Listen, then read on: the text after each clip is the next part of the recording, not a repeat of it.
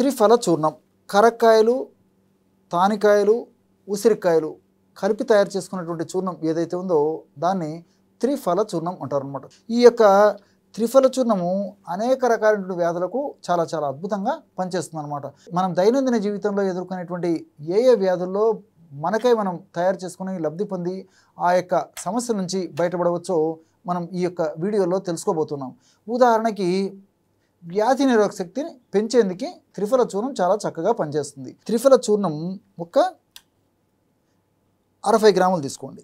అలాగే రెండవ పదార్థంగా పటిక బెల్లం చూర్ణం. ఈ పటిక బెల్లం చూర్ణాన్ని కూడా ఒక 60 గ్రాములు తీసుకోవాలి.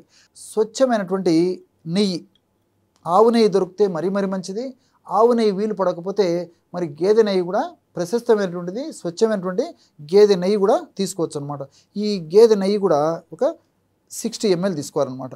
చివరగా స్వచ్ఛమైనటువంటి తేనె 120 ml తీసుకోవాలి. కాబట్టి ఈ 4 పదార్థాలు మనం సక్రమంగా కలుపుకోవడం వల్ల బ్రహ్మాండమైనటువంటి వ్యాధి నిరోధక శక్తి లేదా ఇమ్యూనిటీ పవర్ లేదా రెసిస్టెన్స్ పవర్ అనేటువంటి పరిస్థితిలో ఈ యొక్క ఔషధం చాలా అద్భుతంగా పనిచేసేటువంటి పరిస్థితి ఏర్పడుతుందన్నమాట.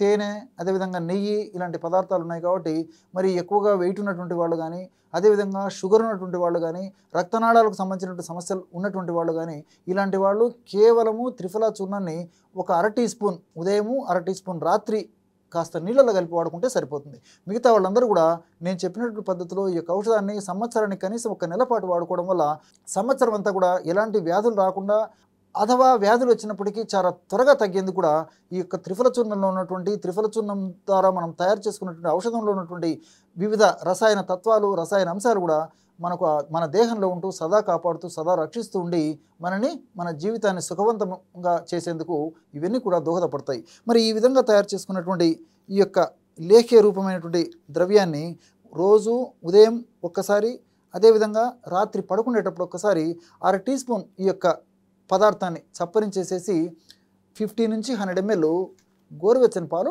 సేవిస్తుండాలి. ఈ విధంగా రోజు 2 సార్లు వాడుకోవచ్చు. లేదంటే రోజు ఒక పూట ఉదయం పూట కానీ రాత్రి పూట కానీ కూడా ఈ యొక్క ఔషధాన్ని ఇదే పద్ధతిలో అంటే 1/2 టీ స్పూన్ ఈ యొక్క ఔషధాన్ని చప్పరించి మింగేసి కాస్త పాలు తాగుతుంటే సరిపోతుంది అనమాట.